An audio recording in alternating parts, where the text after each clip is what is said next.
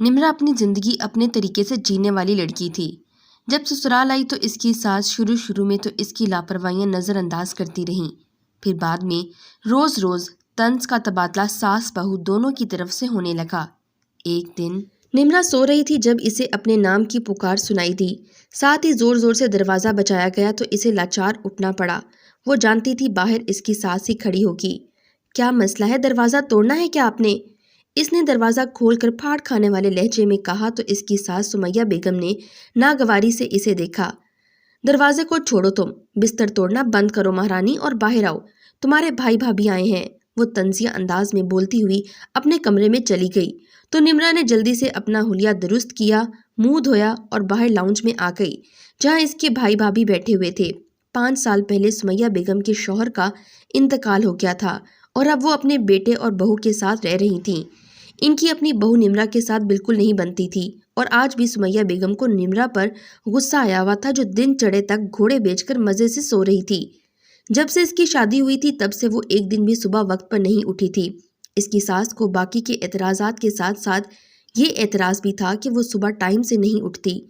اس کی اس عادت کی وجہ سے اس کا شوہر داؤد بھی اکثر خالی پیٹ ہی آفس جاتا تھا اور جب کبھی اس کی شوہرانہ حس بیدار ہو جاتی تو بری طرح سے نمرا کو ڈانٹ دیا کرتا اور جواباً نمرا کی خوبصورت آنکھوں میں موٹے موٹے آنسو آ جاتے جنہیں دیکھ کر داؤد کا دل پسیج جاتا اور وہ فوراً سے پہلے نمرا سے اپنے رویے کی معافی مانگ لیتا۔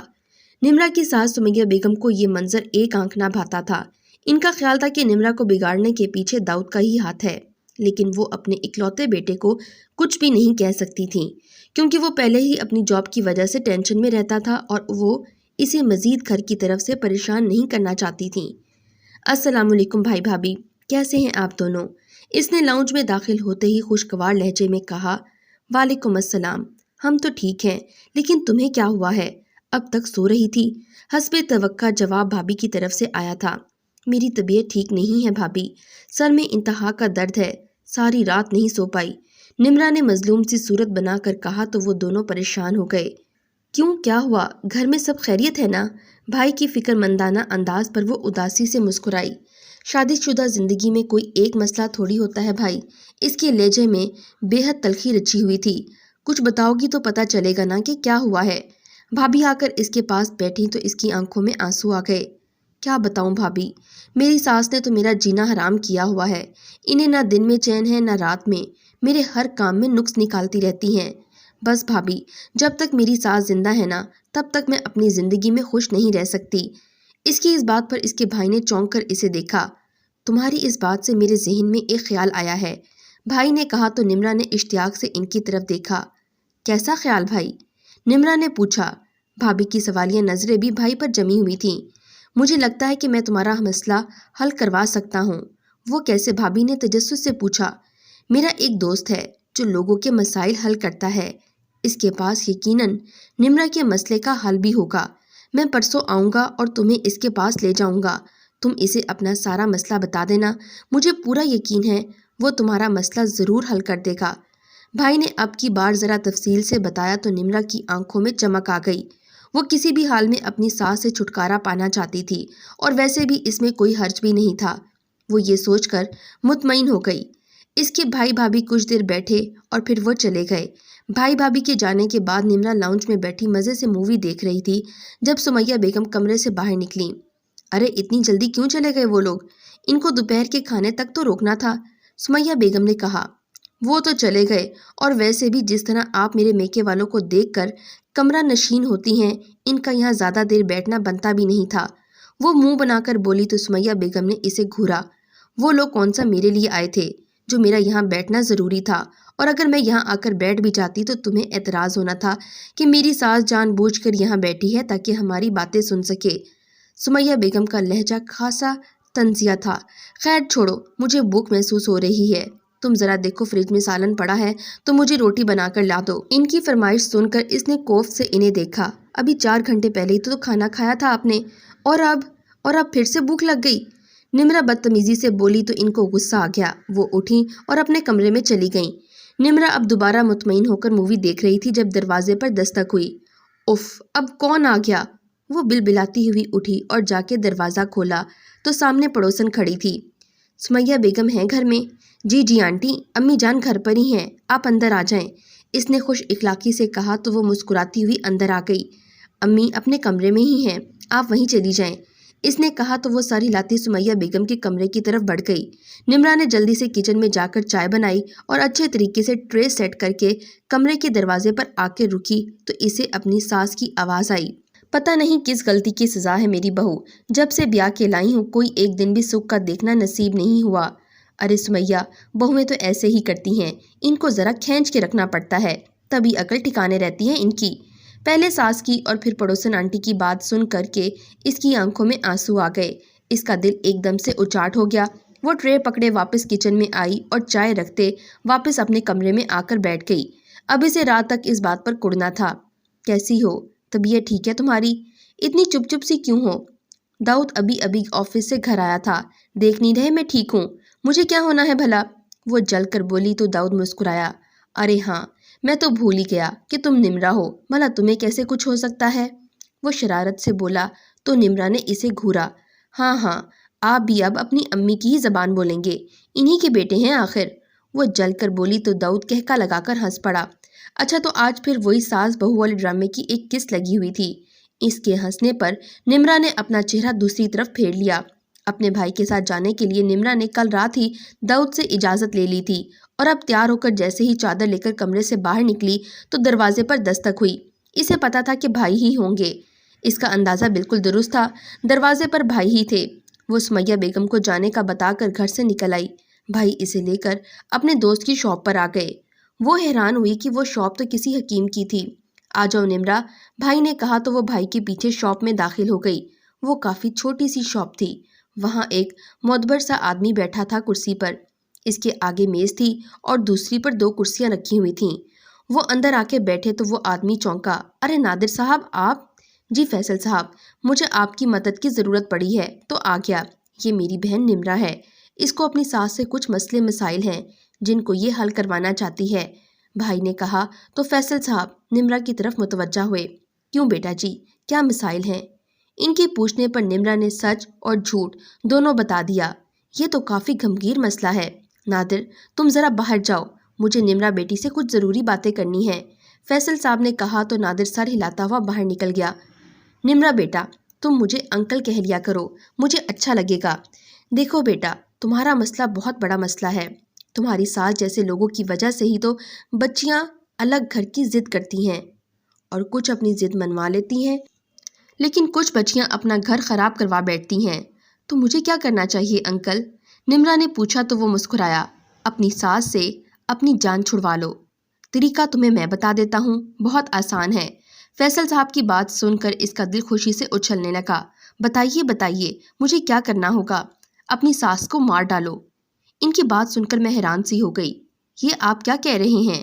وہی جو تم سوچ رہی ہو، اگر اپنی زندگی کو آسان بنانا ہے تو اسے مارنا لازمی پڑے گا۔ زیادہ نہ سوچو، بس فوراً فیصلہ کرو۔ اگر تم ہاں کہو گی تو میں تمہارا پورا ساتھ دوں گا، کسی کو کانوں کان خبر نہیں ہوگی، یہاں تک کہ تمہارے بھائی نادر کو بھی کچھ پتہ نہیں چلے گا۔ اس نے انکل کی طرف دیکھا۔ اس کے دماغ میں ایک طوفان برپا تھا۔ کیا اسے ان کا کہا مان لینا چاہیے یا انکار کر دے؟ وہ سوچ رہی تھی جب اسے اپنی ساس اور پڑوسن آنٹی کی کل والی باتیں یاد آئیں اور فیصلہ ایک لمحے میں ہو گیا۔ میں تیار ہوں، آپ بتائیں میں یہ سب کیسے کروں گی؟ وہ ایک طویل سانس لے کر بولی تو انکل کی آنکھوں میں عجیب سی چمک لہرائی جسے وہ اپنے خیالوں میں کھوئی دیکھ نہ پائی تھی۔ انکل وہاں سے اٹھے اور سامنے الماری سے ایک ڈبہ نکال کر میز پر رکھا، پھر ڈبے میں سے کچھ صفوف نکال کر کاغذ کی پرچیوں میں منتقل کرنے لگے۔ کافی ساری پرچیاں بنا کے انہوں نے ایک شاپر میں ڈالیں اور شاپر اسے تھما دیا۔ نمرا نے شاپر پکڑتے ہی اپنے بیگ میں رکھا۔ یہ سلو پوائزن ہے، تم نے ایک پرچی صبح، ایک دوپہر اور ایک پرچی رات کے وقت اپنی ساس کو چائے میں ملا کر دینی ہے، اور چائے سے پہلے یہ دیکھ لینا کہ ان کا پیٹ خالی نہ ہو، ورنہ زہر کا اثر جلدی ہو جائے گا اور پھر سب کو پتہ چل جائے گا کہ ان کو زہر دیا گیا ہے۔ جبکہ میری ہدایت کے مطابق تم انہیں یہ زہر دو گی تو کم از کم بھی ان کو 2 سے 3 ماہ لگ جائیں گے اور پھر یہ دنیا سے رخصت ہو جائیں گی، اور مرنے کے بعد ان کے جسم سے زہر کا اثر ختم ہو جائے گا اور تب تک تم اپنی زندگی اپنی مرضی سے گزار سکو گی۔ انکل نے کہا تو وہ بے اختیار طویل سانس لیتی ہوئی اٹھ کھڑی ہوئی، ٹھیک ہے انکل، میں آپ کی ہدایت پر پوری طرح عمل کروں گی، اس نے کہا تو انکل نے ہاں کے انداز میں سر ہلایا۔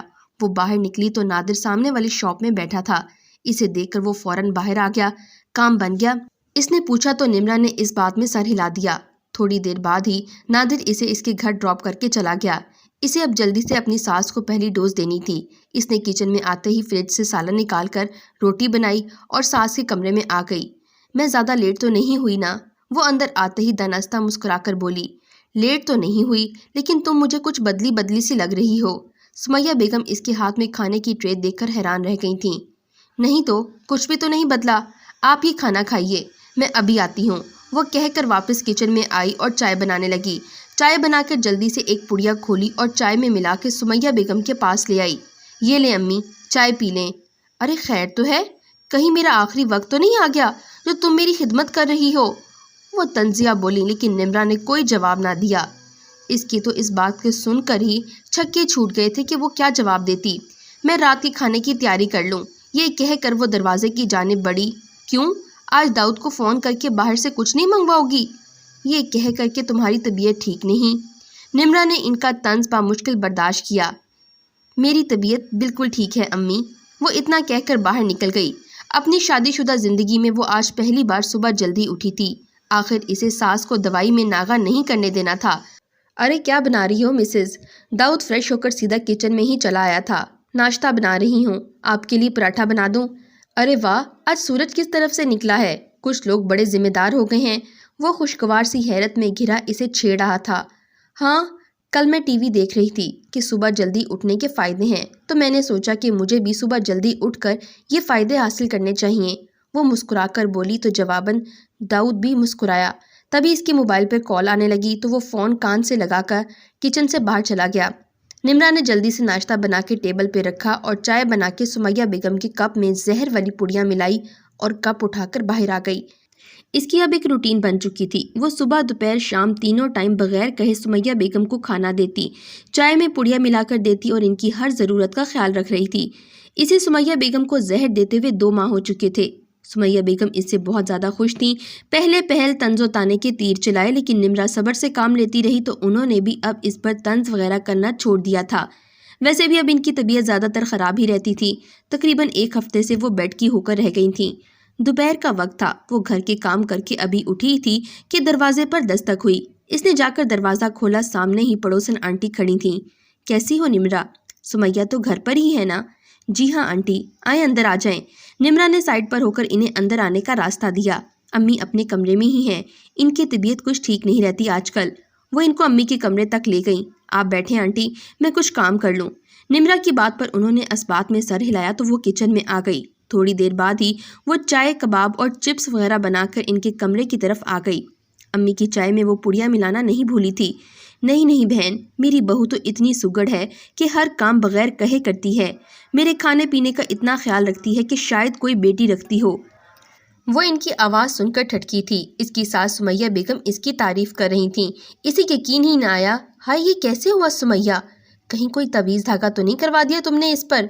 پڑوس کی آنٹی حیران تھی۔ ارے نہیں، میری نمرا ویسے ہی بہت اچھی ہے، بس پہلے مزاج کی تھوڑی تیز تھی، لیکن اب تو کبھی پلٹ کر جواب تک نہیں دیا، بالکل ہیرا ہے ہیرا۔ سمیہ بیگم کے لہجے میں نمرا کے لیے بے انتہا محبت تھی۔ اچھا پھر تو بہت اچھی بات ہے، میری تو دعا ہے اللہ پاک اسے ہمیشہ اچھا ہی رکھے، آمین۔ پڑوسن آنٹی نے خلوص دل سے کہا تو اس وقت سمیہ بیگم مسکرا دیں۔ نمرا اپنی جگہ پر منجمد کھڑی تھی۔ اسے ایک دم ہی ایک عجیب سا احساس نے اپنے حصار میں لے لیا تھا۔ اسے کتنی آرزو تھی کہ سمیہ بیگم اسے سراہیں، لیکن اب جب کہ وہ ان کی دشمن بن بیٹھی تھی تو وہ اس کی مرضی کے مطابق ڈھل گئی تھی۔ وہ انہیں موت کے گھاٹ اتار رہی تھی۔ اسے خود سے گھن محسوس ہوئی۔ وہ پلٹنے لگی تھی جب پڑوسن آنٹی کی نظر اس پر پڑی۔ ارے نمرا بیٹا، دروازے پر کیوں کھڑی ہو؟ اندر آؤ۔ نمرا نے ایک نظر انہیں دیکھا اور ٹرے لے کر کمرے میں داخل ہو گئی۔ اس نے جا کر ٹرے ان دونوں کے درمیان بیڈ پر رکھی تو بے ساختہ امی کی چائے پر نظر گئی۔ اس نے ایک لمحہ توقف کیے بغیر کپ اٹھا لیا۔ ارے کیا ہوا نمرا، تمہارا رنگ کیوں اڑا ہوا ہے؟ کچھ نہیں امی، میں آپ کی چائے میں بلائی ڈال کر لیتی ہوں، بس 2 منٹ میں آئی۔ وہ کپ لیے کچن میں آئی، ساری چائے گرا کر نئی چائے بنائی، اس میں بلائی ڈالی اور فٹافٹ جا کر ان کو پکڑا دی۔ واہ بھائی واہ، بہو ہو تو نمرا جیسی۔ پڑوسن آنٹی نے بے اختیار تعریف کی تو وہ مسکراتی کمرے سے باہر آ گئی۔ میرے خدایا، یہ میں نے کیا کر دیا؟ میں ایسے کیسے کر سکتی ہوں؟ وہ صرف داؤد کی نہیں بلکہ میری بھی تو ماں ہے۔ یہ مجھ سے کیا ہو گیا؟ اب میں اپنی امی کو مرنے سے کیسے بچاؤں گی؟ وہ اپنے کمرے میں بیٹھی مسلسل رو رہی تھی۔ اسے ایک حقیقت کا ادراک بھی ہوا تھا کہ بعض اوقات لفظوں میں اتنی طاقت ہوتی ہے کہ وہ مرتے ہوئے انسان کو نئی زندگی دے دیتے ہیں اور زندہ انسان کو موت تک لے آتے ہیں۔ اس نے وہاں بیٹھے یہ سب سوچتے وقت گزارنے کا احساس ہی نہیں ہوا۔ نمرا، طبیعت ٹھیک ہے تمہاری؟ وہ اپنی سوچوں میں محسوس ہی نہیں کر پائی تھی کہ کب داؤد کمرے میں آیا تھا اور اب اس کے پاس کھڑا اس سے پوچھ رہا تھا، بتاؤ کیا ہوا؟ وہ اسے اس طرح بیٹھے دیکھ کر بہت پریشان ہو گیا تھا۔ کچھ نہیں داؤد، آپ فریش ہو جائیں، میں کھانا لگاتی ہوں۔ وہ خود کو سنبھالتی اٹھ کر باہر جانے لگی تو داؤد نے اس کا ہاتھ پکڑ کے دوبارہ بیڈ پہ بٹھا دیا۔ پہلے بتاؤ کیا ہوا ہے؟ مجھ سے ناراض ہو یا امی نے کچھ کہہ دیا ہے؟ کچھ تو بولو یار، تم جانتی ہو نا میں تمہیں روتے ہوئے نہیں دیکھ سکتا۔ کتنا پریشان ہو گیا ہوں میں۔ نمرا بے اختیار اس کے کندھے سے لگ کر پھوٹ پھوٹ کر رو پڑی۔ ارے یار کچھ تو بولو، کیا ہوا ہے؟ وہ اب بے بسی سے بولا تو نمرا نے اس کی طرف دیکھا۔ مجھے بہت ڈر لگ رہا ہے، امی کی طبیعت بہت خراب ہے۔ اس کے دکھی لہجے میں وہ چند لمحے اسے دیکھتا رہا جیسے اس کی بات سمجھنے کی کوشش کر رہا ہو اور پھر بے ساختہ مسکرایا۔ ارے پاگل لڑکی، تم بھی نا، یہ بھی کوئی بات ہے بھلا رونے کی؟ چلو امی کے پاس چلتے ہیں۔ وہ اسے لے کر سیدھا امی کے کمرے میں آ گیا۔ سمیہ بیگم نمرا کا چہرہ دیکھ کر حیران رہ گئیں۔ امی جان، یہ دیکھیں محترمہ کے کام۔ وہاں کمرے میں بیٹھی دھواں دار رو رہی تھیں۔ میں نے وجہ پوچھی تو کہتی ہیں کہ امی کی طبیعت بہت خراب ہے۔ ارے بیٹا، میں بالکل ٹھیک ہوں، تم کیوں پریشان ہو رہی ہو؟ سمیہ بیگم نمرا کو گلے سے لگا کر پیار سے بولی تو نمرا کو ڈھیروں شرمندگی نے آ گھیرا۔ داؤد، کہیں تم نے نمرا کو ڈانٹا تو نہیں؟ وہ اب داؤد سے پوچھ رہی تھی۔ ارے نہیں امی جان، میری ایسی کیا مجال، وہ شرارت سے بولا تو سمیہ بیگم مسکرائیں۔ اگلے دن نمرا اپنا کمرہ صاف کر رہی تھی جب اسے سمیہ بیگم کے کمرے سے عجیب سی آواز آئی۔ وہ بھاگ کر ان کے کمرے میں آئی تو حیران سی رہ گئی۔ وہ نیچے زمین پر گری ہوئی تھیں اور بے ہوش تھیں۔ نمرا کے جسم میں تو جیسے جان ہی نہ رہی ہو۔ وہ بمشکل فون تک آئی اور داؤد کو فون کر کے گھر آنے کو کہا۔ امی کے پاس اندر گئی سمیہ بیگم کی سانس بہت آہستہ چل رہی تھی۔ داؤد گھر آتے ہی سمیہ بیگم کو ہسپتال لے گیا۔ نمرا بھی ساتھ ہی تھی۔ ڈاکٹر سمیہ بیگم کو ایمرجنسی میں لے گئے۔ یا اللہ، میں کیا کروں؟ داؤد کو سب سچ بتا دوں لیکن پھر داؤد مجھ سے نفرت کریں گے۔ اچانک اس کے ذہن میں خیال آیا تو وہ اٹھ کر ہسپتال سے باہر آ گئی۔ وہاں سے وہ ٹیکسی لے کر اپنے بھائی کے گھر گئی۔ بھابھی اسے دیکھ کر حیران ہوئی تھیں۔ ارے نمرا، کیا ہوا؟ تم روتی رہی ہو کیا؟ اکیلی آئی ہو؟ داؤد نہیں آیا ساتھ؟ بھابھی نے اسے دیکھتے ہی بولنا شروع کر دیا۔ بھابھی پلیز، آپ بھائی کو فون کر کے ابھی گھر بلائیں۔ امی جان کی طبیعت بہت خراب ہے، مجھے ان کو بچانا ہے، آپ فون کریں نا، اتنا وقت نہیں ہے میرے پاس۔ نمرا کی بات سن کر بھابھی حیرت زدہ تو ہوئی لیکن فوراً نادر کو فون کر دیا۔ اگلے 10 منٹ میں نادر گھر آ چکا تھا اور اس سے ساری بات بھی سن چکا تھا۔ نمرا نے اسے وہ زہر بھی دکھایا تو وہ اسی وقت نمرا کو لے کر فیصل صاحب کے پاس آ گیا۔ کیا ہوا ہے؟ خیریت ہے؟ فیصل صاحب کے پوچھنے پر نمرا نے اپنے پرس میں سے وہ زہر کی ساری پڑیاں نکال کر میز پر رکھ دیں۔ وہ ہلکا سا چونکا۔ کیوں کیا آپ نے ایسا؟ کیوں مجھے زہر دیا؟ وہ میری بھی ماں ہے، آپ کے پاس کوئی ڈھنگ کا علاج نہیں تھا تو آپ انکار کر دیتے، لیکن یہ جرم تو نہ کرتے، آخر دشمنی کیا تھی آپ کو؟ فیصل صاحب نے ایک نظر نادر کو دیکھا تو نادر نے ساری بات تفصیل سے بتا دی۔ اس دوران اسے داؤد کی کال آئی۔ وہ نمرا کے متعلق پوچھ رہا تھا۔ نادر نے اسے یہ کہہ کر تسلی دی کہ نمرا میرے ہی ساتھ ہے۔ اچھا، تو وہ ہسپتال تک پہنچ گئی ہے؟ مبارک ہو نمرا بیٹا، اب تم اپنی زندگی اپنی مرضی سے گزار سکو گی۔ تم خود ہی تو چاہتی تھی کہ تمہاری ساس تمہاری زندگی سے نکل جائے۔ فیصل صاحب کے چہرے پر ہلکی سی مسکراہٹ تھی۔ میں ایسا نہیں چاہتی تھی، میں مانتی ہوں یہ سب سے بڑی میری غلطی تھی، لیکن میں چاہتی ہوں کہ وہ زندہ رہیں۔ خدا کے لیے مجھے کوئی ایسا دوا دیں جو اس زہر کا توڑ کر سکے۔ وہ روتے ہوئے ہاتھ جوڑ کر بولی، اس زہر کا کوئی توڑ نہیں ہے، کیونکہ یہ جو میں نے تمہیں دیا تھا یہ زہر تھا ہی نہیں۔ ان کی بات پر وہ بے اختیار اٹھ کھڑی ہوئی۔ اس نے ایک نظر نادر کو دیکھا، اس کے چہرے پر بھی خفیف سی مسکراہٹ تھی۔ اسے دھچکا سا لگا۔ کیا مطلب بھائی، یہ انکل کیا کہہ رہے ہیں؟ اس نے بے یقینی سے کہا تو نادر نے اسے واپس کرسی پر بٹھایا اور اس کے آگے میز پر پڑی ایک پڑیا کھولی۔ یہ دیکھو نمرا، اس میں کوئی زہر نہیں بلکہ طاقت کی ہلکی پھلکی سی دوا ہے جو تم سمیہ آنٹی کو دیتی رہی ہو۔ نادر بھائی کے انکشاف پر وہ ساکت ہو کر رہ گئی۔ جس دن تم نے مجھے اپنے گھریلو حالات بتائے تھے میں تبھی سمجھ گیا تھا کہ تم بھی باقی لڑکیوں کی طرح الگ رہنے کی خواہش مند ہو، تم پر کسی بھی قسم کی روک ٹوک نہ ہو۔ سمیہ آنٹی کے متعلق تمہارے کیسے خیالات ہیں یہ جاننے کے لیے میں سمیہ آنٹی سے بھی ملا تھا۔ ان سے بات کر کے مجھے پتا چلا کہ تمہارے اپنے گھر میں رہنے کی کیا روٹین ہے، اور یہ کہ سمیہ آنٹی کو تمہاری کن باتوں پر اعتراض ہے۔ اگر تم ان اعتراضات کو ختم کر دیتی تو آنٹی کو تم سے کوئی گلہ نہ رہتا۔ خیر یہ سب جاننے کے بعد میرا فرض تھا کہ میں تمہیں سمجھاتا، لیکن اس سے پہلے میں نے فیصل صاحب کو ساری صورتحال بتائی۔ فیصل صاحب بہت ذہین انسان ہیں۔ میں نے اس بارے میں ان سے رائے مانگی تو فیصل صاحب نے یہ سارا پلان بنایا اور تمہارے سامنے تمہارا من پسند مقصد رکھ دیا گیا، اور اس مقصد کی کامیابی کے لیے تمہیں اپنی نیچر سے ہٹ کر وہ سب کام کرنے پڑے جو تم عام حالات میں بالکل نہ کرتی، اور تمہاری ان بے سند کوششوں سے آنٹی کی تمہاری ذات سے وابستہ تمام گلے شکوے ختم ہو گئے اور وہ دل سے تمہیں اپنی بیٹی سمجھنے لگیں۔ ایک ماں کی محبت نے تمہارے دل سے بھی آہستہ آہستہ نفرت کو ختم کر دیا، اور بالآخر تم نے انہیں ماں تسلیم کر لیا۔ مجھے بہت خوشی ہے کہ ہم کامیاب ہوئے ہیں، ہاں لیکن دل میں ایک بات کا افسوس ضرور ہے کہ تم میری بہن ہو کر ایسا جرم کر رہی تھی۔ مجھے معاف کر دے نادر بھائی، میں نے بہت غلط کام کیا ہے۔ میں امی جان سے ہاتھ جوڑ کر معافی مانگ لوں گی، مجھے یقین ہے وہ مجھے معاف کر دیں گی۔ لیکن ایک بات سمجھ نہیں آئی، جب زہر کا کوئی وجود ہی نہیں تھا تو امی جان کیوں بیمار ہو گئیں؟ اس کے پوچھنے پر انکل نے ایسے سر ہلایا جیسے انہیں اس سوال کی توقع ہو۔ بیٹا بیماری تو من جانب خدا ہے، تم اپنی امی کی خدمت کرو گی تو وہ جلد ہی ٹھیک ہو جائیں گی، انکل نے کہا تو اس نے اس بات میں سر ہلایا۔ نادر بھائی مجھے معاف کر دیں۔ اس کے لہجے میں اتنی شرمساری تھی کہ نادر بے ساختہ مسکرا دیا۔ میں جانتا ہوں کہ تم بہت اچھے سے سمجھ گئی ہو، لیکن اس بارے میں آنٹی یا داؤد کو کچھ بھی بتانے کی ضرورت نہیں، بس بھول جانا کہ کبھی تم نے کچھ ایسا سوچا تھا۔ آؤ چلیں تمہیں واپس ہسپتال چھوڑ کر آؤں۔ تھوڑی دیر میں وہ ہسپتال واپس پہنچ چکی تھی۔ داؤد امی اب کیسی ہیں؟ نمرا نے آتے ہی بے تابی سے پوچھا۔ کافی بہتر ہیں، لیکن تم کہاں چلی گئی تھی؟ داؤد نے جواب دینے کے ساتھ ہی سوال کیا۔ وہ نادر بھائی کو کچھ کام تھا مجھ سے۔ خیر چھوڑیں، آپ یہ بتائیں ڈاکٹر نے کیا بتایا ہے؟ کیا ہوا تھا ان کو؟